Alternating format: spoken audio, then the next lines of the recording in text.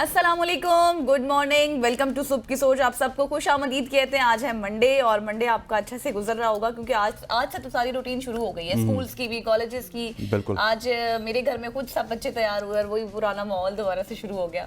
बिल्कुल, मैं हूं लियाकत, मेरे साथ है गजल अशरफ। मंडे है और आज मेरा ख्याल है कि गजल आज पहला वर्किंग डे है क्योंकि हमने भी 2 प्रोग्राम तो जरूर किए थे लेकिन वो एनर्जी नहीं थी, वो थ्रिल नहीं थी, ना हम में ना हमारी टीम में, क्योंकि सारे ही ईद की बज़ में चल रहे थे। एग्जैक्टली। सो आज से मेरा ख्याल है कि अब होपलेस हो चुके हैं और पूरा पाकिस्तान हमारी तरफ से अब आपको काम करना पड़ेगा।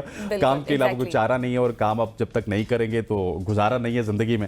सो आगे बढ़ते हुए आपको आज की सोशल स्टोरीज के हवाले से बताते हैं। देखिए, इससे पहले अमेरिकन पाबंदियों के हवाले से आपको पता है, यूएई की पाबंदियों के हवाले से आपको पता है, आई एम टॉकिंग अबाउट कि किस तरह से पाकिस्तानियों को पाकिस्तान में महसूर किया जा रहा है कि आप किसी और मुल्क में ना चले जाएं। ये हाल भी खुद ही किया है पाकिस्तान। एग्जैक्टली, ये हमने खुद ही किया। अब हमारे पास खबर ये है कि इस वक्त पाकिस्तान की अगर बात की जाए तो सऊदीया में भी पाकिस्तानियों के दाखिले को आर्जी तौर पर बंद किया गया है। अगर इसकी तफसीलात में जाया जाए तो सऊदी अरब ने हज सीजन से कबल पाकिस्तान समेत भारत, बांग्लादेश और 14 ममालिक के ऊपर सफरी पाबंदियां आयद की हैं। ये पाबंदी उम्रा, कारोबारी और ख़ानदानी वीज़ों पर भी लागू होगी और तवक्को की जा रही है कि जून के वस्त तक ये पाबंदी ख़त्म कर दी जाएगी। इस इक़दाम का मकसद बगैर इजाज़त के हज में शिरकत करने वाले जो अफराद हैं उनको रोकना है। फिर बगैर इजाज़त के वहाँ पर बहुत सारे लोग कारोबारी सरगर्मियों में इन्वॉल्व होते हैं जिससे सऊदीया का माहौल ख़राब होता है, उसको रोकने के लिए इक़दाम किया गया। और सऊदी वज़ारत ख़ारजा का कहना है कि इस फैसले का मकसद सफ़र के निज़ाम को बेहतर बनाना और ज़ायरीन की हिफाजत को यकीनी बनाना है। लेकिन साथ ही उन्होंने छोटा सा ये भी लिख दिया कि बहुत जल्द हज के बाद, यानी कि जब हज होगा उसके बाद से ये पाबंदियां हटा दी जाएंगी। लेकिन अभी ये पाबंदियां जो हैं इनका इतलाक उम्रा ज़ायरीन के लिए भी होता है। जाहिर है वो फिर इससे तमाम लोग इफेक्ट होंगे जो हज से पहले जाना चाहते थे उम्रा पर ख़ानदान के साथ, या फिर जिस तरह से भी उनकी प्लानिंग्स थी वो अब सब जो है वो एक आप ये कहें कि तबाह हो गई। और बहुत ही एक शॉकिंग मूव है बाय सऊदी अरेबिया, जिसने आपके मतलब देखे हैज़ रेज्ड आईब्रोज ऐसे करके ना कि क्या हो गया। लेकिन खैर अब आपको पता है कि इस तरह की जो पाबंदियां लगती हैं वो, जैसे हमने स्टार्ट में ये बात जिक्र की थी कि अपनी ही करतूतों की वजह से लगती हैं और ये इक़दाम इसलिए भी उठाया गया ताकि गैर कानूनी जो तरीके हैं उनसे अवॉइड किया जा सके। मुल्क की बदनामी भी होती है और जिस तरह से वहाँ के लोग जो है वो मुतासर होते हैं। भीख आपको पता है कि कितना ज़्यादा ये बल्कि आपको पता है कि अब तो कुआलालंपुर से भी पाकिस्तानियों को जो है वो भेजा जा रहा है। तो बहुत से ऐसे ममालिक हैं जहाँ से पाकिस्तानियों को पाकिस्तान वापस किया जा रहा है, मुल्क बदर किया जा रहा है और उनके मुल्कों से, क्योंकि हालात कुछ ऐसे हो गए हैं इस वजह से। खैर आगे बढ़ते हैं और आगे बढ़कर आपको स्टोरी आपसे शेयर करते हैं। बहुत ही अफसोसनाक वाक़या है और ये वाक़या तब हुआ जब आपको पता है कि एक ऊंट ने अपने मालिक का जो है वो सर काट दिया। ऊंट भी मालिकान के सर काटना शुरू हो गए। उसकी वजह क्या है? मतलब ऊंट तो वैसे काफी शरीफ समझा जाता है। शरीफ नहीं, और ऐसे बहुत से जानवर होते हैं जो शरीफ होते हैं, लेकिन जब उनको गर्मी लगती है या फिर उनको भूख लगती है या फिर आप उनको आराम का मौका नहीं देते या फिर उनको वैसी फैसिलिटीज प्रोवाइड नहीं करते जिस तरह से देनी चाहिए, तो वो बहुत ज्यादा जो है ना वो आप ये कह लें कि खतरनाक साबित हो सकते हैं। बिल्कुल ऐसे बहुत ही हॉरिफाइंग इंसिडेंट है। हवाले से तो ये भी कहा जाता है ना कि बड़ा इस तरह का जानवर है जो कि हर चीज अपने दिल में रखता है कि ना परवर है और बाद में जाके वो एक्सप्रेस करते हैं। और वैसे जो आपने भूख की बात की तो रमजान में इसी वजह से सबको रोजा भी लगता है कि वो भूख की शिद्दत को बर्दाश्त कोई नहीं कर पाता, देते हैं फिर लोग, है ना, ऐसा ही है। तो ऊंट ने भी अपने मालिक का सर काट दिया और बहुत ही अफसोसनाक खबर है। वैसे एक्सपेक्ट नहीं किया जा सकता, जैसे कि हसनैन कह रहे हैं कि ऊंट जिस तरह का जानवर है, लेकिन एक हॉरिफाइंग इंसिडेंट था जिस तरह से देखा गया कि उसने अपने मालिक का सर काट दिया और काटा भी इसीलिए और उनको इसलिए शहीद किया क्योंकि उसको भूख लगी थी, प्यास लगी थी, गर्मी थी, जिस वजह से उसको प्रॉपर वैसे फैसिलिटेट नहीं किया जा रहा था जैसे किया जाना चाहिए। और इस वाक़े के बाद हमें ये सबक मिलता है कि जब आप किसी को तंग करते हैं ना तो वो खतरनाक हो जाता है। बिल्कुल ऐसे ये वाकया हमें याद दिलाता है कि जानवर भी जानदार हैं, इनके जज्बात होते हैं, इनके एहसासात होते हैं और उनकी बर्दाश्त की भी एक हद होती है। अगर आप उनका ख्याल नहीं रखेंगे, उनकी देखभाल नहीं करेंगे तो वो आपके लिए भी खतरा बन सकते हैं। शदीद गर्मी जैसे हालात, अगर इनकी मुनासिब देखभाल आप उन हालात में नहीं करेंगे, उनके खाने पीने का सामा नहीं करेंगे, इसके अलावा अगर वो बीमार पड़ जाते हैं तो उनके जो है वो सेहत की बहाली के लिए अगर आप इकदाम नहीं करेंगे तो डेफिनेटली आपके लिए बहुत सारे हालात ख़राब हो सकते हैं। और ऐसे हालात से बचने के लिए ज़रूरी है कि हम जानवरों के लिए भी सारा जो साजो सामान है उसको तरतीब दें और उनकी जो सेहत है उसका भी ख्याल रखें। ऐसा ही है, बिल्कुल आपने ठीक कहा। तो ये इंसिडेंट है। अब आपने जितने भी जानवर आपके घरों में मौजूद हैं जिनको आप पाल रहे हैं उनको उनका साया प्रॉपरली प्रोवाइड करें, उनका खाना प्रॉपरली प्रोवाइड करें, पानी दें, उनके साथ बदतमीजी ना करें, वरना इसी तरह से कुछ आपके साथ भी इंसिडेंट हो सकता है। बताने का मकसद ये है। आगे बढ़ते हैं और एक बुजुर्ग शहरी की आपको स्टोरी बताते हैं। वो ये है कि उन्होंने इतनी एज होने के बावजूद, जैसे कि उनकी पिक्चर आप देख रहे हैं, उन्होंने उनके अपने लगन से ये चीज़ साबित की कि आपने किस तरह से एक स्टिल रहना है अपने काम में।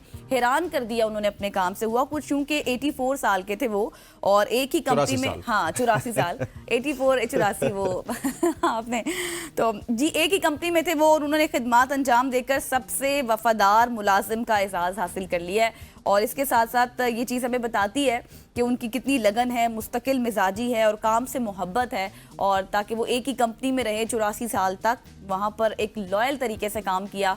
रुकावटें तो आती हैं, मुश्किलात भी आती हैं, लेकिन वो स्टिल रहे। बिल्कुल ऐसे है। ये हैरत अंगेज सफ़र सिर्फ नौकरी का नहीं है बल्कि एक अज़्म है, जिस तरह गज़ल ने बताया, एक हौसले की निशानदेही करता है जो आने वाली नस्लों के लिए एक रोशन बाब है।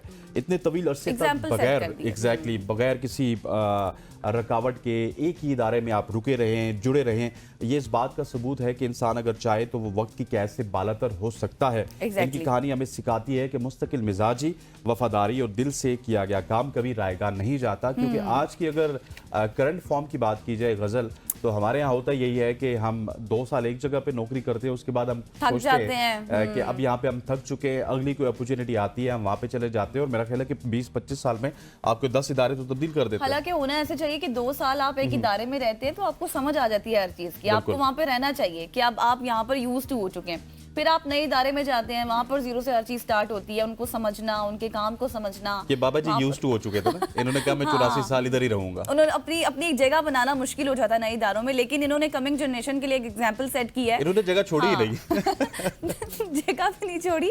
और दूसरा ये भी था कि उन्होंने कहा कि आपने एक इदारे में रहकर काम करना है। अगर ये भी देखा जाए, अगर आप दूसरे एस्पेक्ट से देखते हैं तो वो एक अलग चीज़ है कि उन्होंने जगह नहीं छोड़ी, नौजवानों को मौका नहीं दिया। लेकिन अगर हम एग्जाम्पल के हवाले से देखें तो एक अच्छी चीज़ है कि अपने काम से कितनी लगन। बिल्कुल ऐसे ही। गजल, आपने नौकरियों की बात की, जहाँ पे 84 साल बुजुर्ग की आपने बात की, तो अब बिल गेट्स जिनके हवाले से हमने ये कहा था कि वो AI के ऊपर टैक्स लगाना चाहते हैं, रिबोट्स के ऊपर टैक्स लगाना चाहते हैं, अब नौकरियों की बात हो रही है। तो बिल गेट्स के मुताबिक AI अगले चंद सालों में, तकरीबन 10 सालों में, बहुत सारे असाइज़ा की और इसके अलावा डॉक्टर्स की नौकरियां वो खा जाएगी। AI के हवाले से बात की जा रही है। ठीक है, बिल गेट्स का कहना है कि आर्टिफिशियल इंटेलिजेंस अगले 10 सालों में असाइज़ा और डॉक्टर्स की जगह ले लेगी। इनके मुताबिक हम फ्री इंटेलिजेंस के दौर में दाखिल हो चुके हैं, जहां AI वो काम कर रही है जो पहले माहिरीन किया करते थे।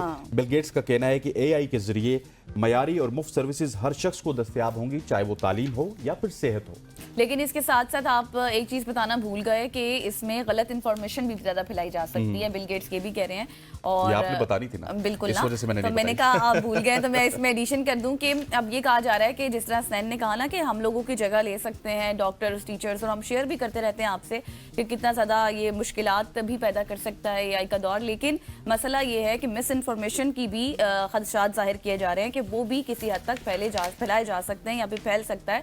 तो इस हवाले से काफ़ी कंसर्निंग शो की जा रही है। लेकिन लेट्स सी कि अब क्या होता है, आगे चलकर देखना होगा, क्योंकि तरक्की के साथ साथ आपको पता है कि एहतियात भी ज़रूरी होती है ताकि टेक्नोलॉजी जो है वो इंसानियत के लिए ख़तरा ना बने।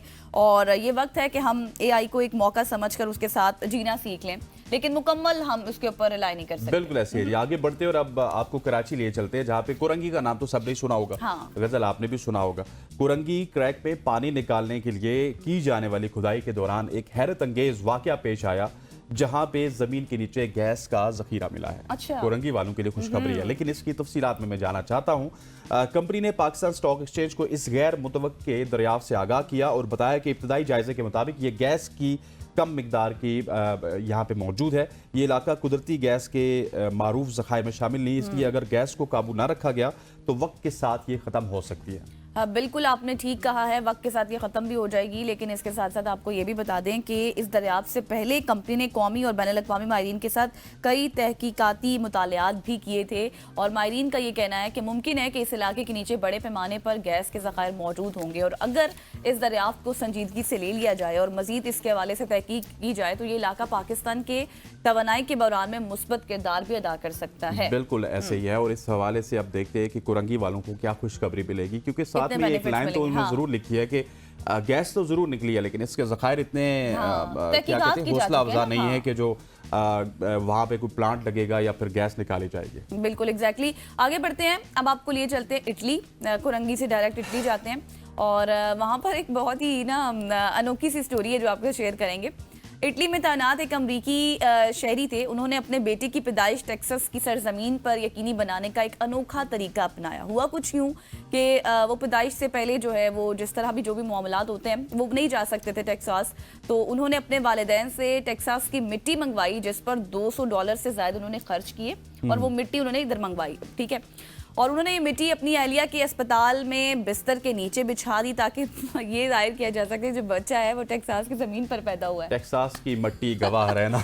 बिल्कुल बिल्कुल ऐसे किस तरह से उन्होंने मतलब आप नहीं जा सकते लेकिन आपने इस चीज को मुमकिन बना दिया कि हम मिट्टी मंगवा सकते हैं और ये हम इमेजिन कर सकते हैं कि टेक्सास की जमीन ही है जहाँ पर बच्चे की पैदाइश हुई है। बिल्कुल, सिर्फ ये नहीं हुआ बल्कि बाद में ट्रिकोनी ने इस मिट्टी को टेक्सास के नक्शे की शक्ल में तरतीब दिया ताकि उनका बेटा चार्ल्स इस पर कदम रख सके। हाँ। और ये इनके टेक्सास से मोहब्बत और विरसे से जुड़े रहने की खूबसूरत अलामत थी। इस अनोखे अंदाज ने दुनिया भर में लोगों के दिल जीत लिए, ये साबित करते हुए कि जज्बात और वाबस्तगी के आगे फासले कोई माने नहीं रखते। वहां से मट्टी आ जाती है और आपकी पैदाइश भी उसी मट्टी में होती है। अब होगा कुछ यूं स्टोरी के बाद कि बहुत से लोग ऐसे करेंगे, कोई दुबई से मिट्टी मंगवा लेगा, कोई अमेरिका से मंगवा लेगा, कोई कहीं से मंगवा के वो इस तरह करके कहेंगे कि हम तो हमारी पैदाइश तो अमेरिका की है, हमारी पैदाइश तो दुबई की है। तो इस तरह से जो है पैदाइश, लेकिन हमें हमारा बताने का मकसद सिर्फ ये था कि मोहब्बत कितनी है उनको उस मुल्क से। बिल्कुल ऐसे। ख़वातीन और आज़ाद, यहाँ पे वक्त हो चाहता है एक शॉर्ट सी कमर्शियल ब्रेक का, ब्रेक लेते हैं, वापस आते हैं, स्टे विद अस।